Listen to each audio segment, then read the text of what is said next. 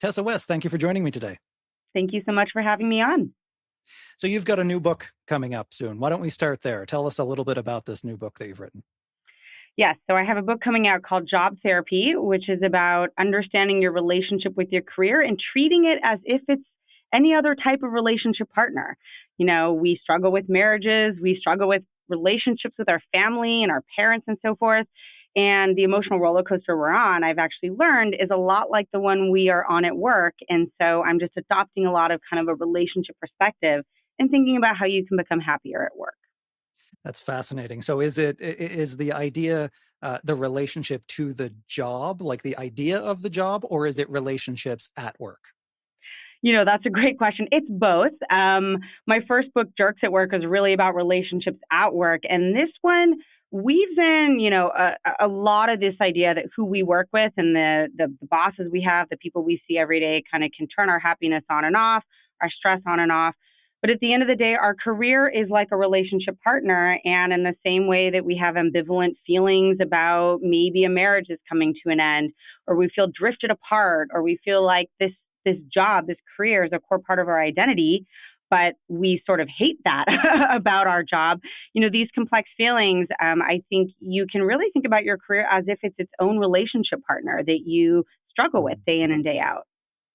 Let's talk a little bit about. I want to talk about both sides of this: the healthy relationship with a job, and maybe it's easier to start with the unhealthy relationship. Is there such thing as a codependent relationship with your job? Yeah, I really love this question. I think so. This idea that it doesn't the job or the career doesn't bring you much satisfaction, but you can't let it go, and your whole sense of purpose, your kind of daily stress patterns, even down to the physiology you experience, is very much yoked to how the job is treating you. You might love it, but it is not loving you back, and you have a hard time kind of processing those feelings. And I think we see this a lot with people who are having an identity crisis at work. They feel strongly identified with their career. It's a core part of who they see themselves, but they're not satisfied with that identity. So, this job, this career really makes up my self concept and I hate it. And I don't Mm. love it as much as I should. And I think that's where that codependence can really come from. What about at the extreme end, an abusive relationship with your job? What does that look like? Yeah, so I do a lot of work on burnout and stress and what the signs are in your body that you're experiencing these things. And I think kind of one thing that's fascinating is when you have that extreme relationship and the job is actually abusive to you, you get very used to these patterns of stress. You get very used to having your blood pressure spike. It's a little like if you have a routine fight with your spouse over money and you kind of just get used to the feeling of having that argument all the time. And so we stop really realizing when those signs are problematic. And a lot of the work I've done on stress, especially in physiology, shows that it often takes multiple days for those stress responses to result in something like you catching a cold or you losing a night's sleep. And so, we fail to see the things that are stressing us out at work, the things that are abusive at work, because the consequences are often days, sometimes weeks later than the event itself. Because of that, it makes it very hard for us to keep track of what's actually abusive and stressful and negatively impacting our psychological and our physical health at work and at home as well. So how do you know then when you've reached the line, when you should leave, when you should end that relationship with your job? The easy answer is you probably won't. I think most of us are waiting for some internal sign. A light bulb's going to go off. We're going to wake up one day and say to ourselves, I've had enough. And we don't do this in marriages and we don't do this in our relationship with our career. In fact, the biggest predictor of a breakup, whether that's with your job or with a person, is heightened ambivalence. It's you love it and you hate it often at the same time. You oscillate between feeling like you're being reinforced for your identity and feeling like that identity is rejecting you. And so I think knowing when it's time is a very difficult question. And a lot of people sit around and wait for that internal signal. But the reality is, you'll only really know it's time when you start exploring other things, when you start kind of dating other identities, you start networking and learning about other careers, and you kind of slowly offboard from that old thing and onboard onto the new thing. I think this kind of, nail in the coffin moment rarely happens to people. And if we sit around and wait, we're just going to be waiting for the rest of our lives. It's not, don't look for Mhm. that internal signal. It's a pretty rare thing to happen. Something that I've observed in other people, in terms of things that keep people trapped in relationships. They might feel like they need to. They don't have the money to leave. Very practical sort of things. Where would they live? They have kids. Yep. Are there Mhm. analogous sort of traps like that that keep you in a job that you would otherwise leave, but there's all these other circumstances that keep you stuck there? Absolutely. There's a concept called embeddedness that we talk about in the workplace. And smart organizations, smart bosses get you as embedded as they possibly can. And that means that your commute to work has a very easy drop off for your kids. It means your compensation package is structured around bonuses that your family relies on to pay for college tuition. It means that the workplace has made it seamless for you to integrate your family with your job. And that comes down to the day to day, how you commute, where you go to school, where you go to work, and so forth. But it also comes down to the psychological embeddedness you have, your relationships with people at work. And so smart organizations try to actually foster embeddedness. So it's very hard to pull yourself out. You're part of this kind of intricate web. Your home life and your work life are really intertwined together. And it's really hard to pull yourself out. And I think that's kind of the number one reason why people are pretty skittish about exploring new careers, especially if you're an expert at something and you have a lot of status. That's a psychological type of embeddedness that we also experience. But the practical stuff, paying your bills, the guilt that comes along with leaving something is something that everybody struggles with. And I think that that's probably the number one reason why people don't leave when they're unhappy. Mm. I've heard sort of competing perspectives on this idea of work life balance, that those are two separate domains versus work life integration. You hear a lot of lingo about you're part of the family and your job is your identity kind of thing. Yeah. Where do you stand on that spectrum of enmeshment, maybe? Yeah. I actually think of these as kind of two different things. So, work life balance really comes down to time and how you structure your day. Um, and I think it's a bit of a misnomer because just because you're not physically at work or, on your phone emailing at your kid's soccer game or whatever, hockey game in Canada, that doesn't mean that you're not thinking about work, you're not perseverating. And so I think it's overly simple to think that we can just physically remove ourselves from certain environments and have balance. Balance often comes from having a healthy relationship with your identity at work, feeling secure enough to not work on something and not worry you're going to be left behind, feeling okay going on vacation and coming back and not wanting to take on those high visible roles to feel relevant again.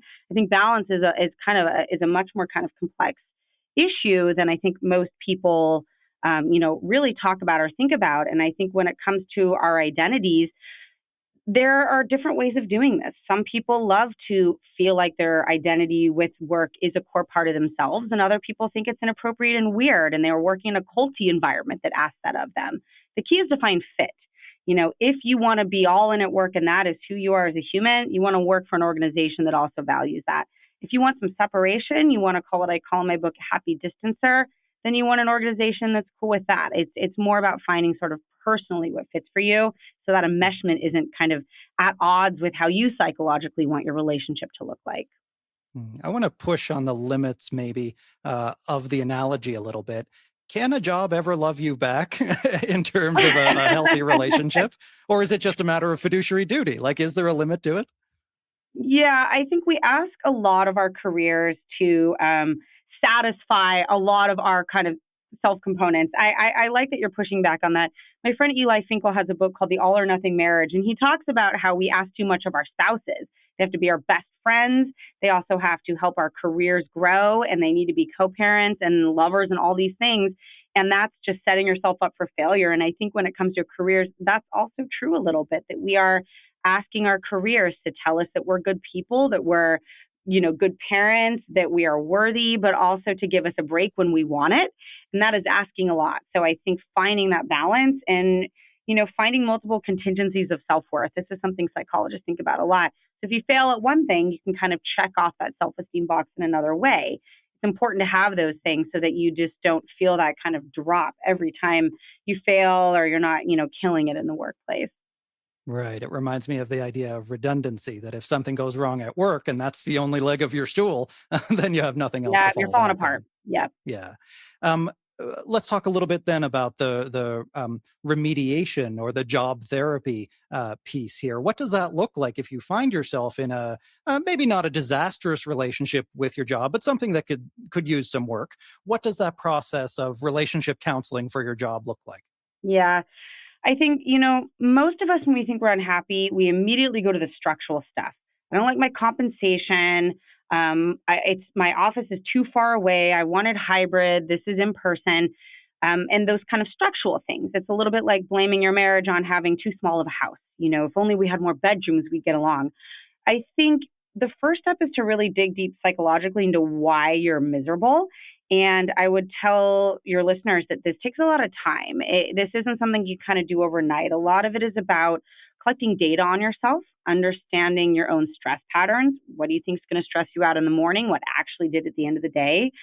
Collecting things like how identified you feel with your career for weeks just to make sure it's stable enough before you make a move. So it's really about kind of understanding your psychological starting place.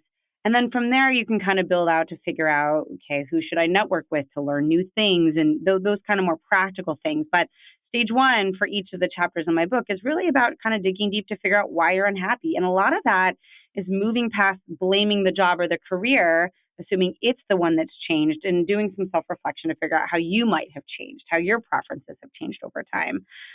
But this is a slow and steady process that I feel like folks should just kind of take their time. And you can do this while you're still in your old job, even if you're thinking of leaving. No need to kind of quit before this process starts. And what does the end point look like? What does a good, harmonious, vital, exciting relationship with your job look like ideally?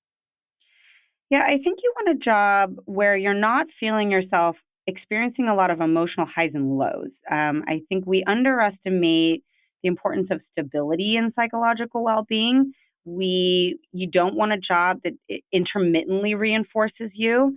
So if anyone's ever been in a relationship where one day that person loves you so much, the next they're kind of rejecting you, this happens at work a lot, and we know from behavioral psychology that intermittent reinforcement, unpredictable, unstable reinforcement, keeps us yoked to things that are not healthy for us. So you're looking for that stability. You don't always have to feel wonderful about your job, but you want that uncertainty to be reduced. You want to feel stably happy in that job. You want a healthy relationship with your identity. And you don't want to be experiencing a bunch of emotional highs and lows because that's what physiologically stresses us out the most at work. You don't want to be knocked down one moment and then high on sort of satisfaction from performance the next. And I think, looking for something that has that stability is really, really important for folks. It reminds me of this idea of being hyper vigilant. If you never know what to expect when you walk into work in the morning, then you're always going to be kind of stressed out by that. And a big part of that are the people, of course, that you work with. So let's talk a Yeah. little bit about your prior book. What is a jerk at work? What are the kind of the characteristics of that? I'll start off by saying that it's easy to point fingers, but we all have our inner jerk. It's usually someone who I'll leave intention to the side for a second, who intentionally or unintentionally is damaging the well-being and the productivity of the people they work with. They're disruptors at work, and this can come in any form from being micromanaging and over the top to kind of bulldozing meetings to kissing up and kicking down. I have, a bunch of different flavors of jerk. But I think knowing your Achilles heel and knowing what kind of the worst version of yourself you can be at work, and usually that's based on how stressed out you are, is an important step to kind of identifying that inner jerk. And I'd also say a lot of jerks at work, people who make our lives difficult, are pretty unaware that they're actually doing this. They have not gotten a ton of feedback. But they're definitely damaging to people's performance and their self esteem, and they can kind of sow the seeds of conflict in teams and so forth. Is there a difference, you think, in terms of the impact that it has on the workplace? Somebody who might be incompetent versus malevolent, that intent behind it. Do you think that makes a difference? Yes, for sure. And I think, I talked about one jerk, the gaslighter. That is the only truly malevolent, person that I think has an intent to deceive on kind of a pretty big scale and will do things like bring you into their inner circle and flatter you even to isolate you socially. I think there are some people who are out for blood, but it's usually there's some kind of utilitarian purpose behind it. Most of these folks aren't doing this just to be mean. They're doing it as a means to an end. A gaslighter is lying to you because they're trying to cover up some deception. Maybe they've stolen something or something like that. Even the kiss up, kick downer, who's pretty Machiavellian, they're doing it because they work in a place that actually supports that. You are able to get ahead if you kick down and kind of torture the people at your level or beneath you. And they're working in a place that positively reinforces that behavior. So almost all of these jerks are, at some level being reinforced for these things that they're doing, including the ones that are really sort of out to get you. Hmm. There's sort of this archetype out there, I think, of the jerk or whoever, however you want to characterize them, who's a big earner or who gets the job done. That's the Mm-hmm. perception. What's the cost and I guess the benefit that the workplace thinks in keeping that person in the job is that yeah, they're a jerk, but they're an earner. They're bringing in a lot for the company. What's the downside of that though to the organization? Do you think the cost offsets the benefit? Yeah, I think when organizations think that way, they're focusing a lot on individual level performance, and the metrics can kind of support that narrative for them. What they don't see are the kind of 2 and 3 steps removed consequences, because those are very hard to keep track of. Revolving doors of talent, disengagement. The kind of biggest thing that can happen is cheating happens. In subtle, sort of in between, not quite at the level of HR problems. Um, you know, Cultures where people are afraid to speak up. And one type of jerk can kind of breed another. So if you have, a kiss up, kick downer on your team, then people are going to learn that the only way to get ahead is to credit steal or, to bulldoze, to take over meetings and agendas. And they're going to learn to go behind the scenes to pull levers of power. So you end up with this culture that often takes a while for people in the C suite or executive leadership to see. And it's a tenuous connection. And I think that's why leaders really struggle with getting rid of some of these jerks, because they can see that when they do X, Y happens and there's a financial bottom line. But the consequences tend to be like what we see in developmental psychology. What happens to you at 2 years old shows up when you're 10. And it's very difficult to collect that data and keep track of that. And so the sense making isn't there because the patterns aren't being recognized, and they're often not even being measured or studied, or, they're not even on anyone's radar as a thing to be looking out for. Do you have any practical tips for what an individual person can do to sort of manage somebody like that in the workplace, whether they report to them or they supervise them? How do you deal with that? Yeah, I think I get this question a lot, and people have an instinct that they need to go at it alone, that they need to have a really good speech for their jerk. What do I say to this person? How do I confront? And I think most of the time, you're better off dealing with your jerk by information gathering in your social network, seeing how widespread the problem actually is. So, kind of step one is it just me or is it this person? Is there something unique about our relationship that's contributing to this? And to do that, you need to kind of expand your social network above and beyond the people who you work directly with. I worked in retail. My favorite person to talk to was the person who worked in the coffee shop because he knew everybody on the retail floor, and he could kind of give me some reputational information. So, reputation gather, collect information about the person. And if you are to confront that person or that person's boss, don't focus on how you feel. Don't focus on your impressions. Don't use words like they're mean or not trustworthy or disrespectful. Say exactly what they did. And I think people will trust you more if you use language like, I'm going to explain what happened. If I start to editorialize this, I apologize. I really want to stick to the facts. You're going to look more mature and like not jealous of your jerk and things like that. And I think that's the kind of the best advice I can give folks is just really stick to those behaviors, but also gather as much information as you can about the person and don't assume you know why they did what they did or how widespread their negative behavior actually is. And to bring it back full circle to where we started, I think, how can individual employees advocate for themselves in a workplace? You hear all the time that if you want to be in a good relationship, you have to work on yourself first. How can you Yeah. advocate for yourself in this kind of relationship? I think the best single thing you can do is reduce uncertainty going into these situations. And you can kind of insist on changing some of the structure and systems in a place where you work. And so it's not so much about saying, I deserve this, I want this, but let's have a new system in place where we echo each other's contributions, where we write down the work we're expected to do and compare that to the work we actually did to suss out free writing. It's really about creating structures and systems that everybody will be on board with, and transparency. I think, the best way to prevent a culture of work jerkery is having super clear structures and systems and procedural justice around who gets promoted and when and what those decisions are based on. Because, once you shed a light on these problems, it's very difficult for jerks to kind of go behind the scenes and do these things. And so these are things that you can insist on. These are things leaders can do. These are things leaders can teach other people to do, that aren't so much just about here's what I deserve and what I want, but about creating these systems that also solve problems like figuring out why you can't get ahead at work, why you're chronically a runner up. Structures and systems with transparency and clear justice around why decisions are made solve a million problems at work, including jerks. And I think everyone kind of respects someone who is advocating for that type of workplace. Tessa, thank you so much for talking with me today. Thank you so much.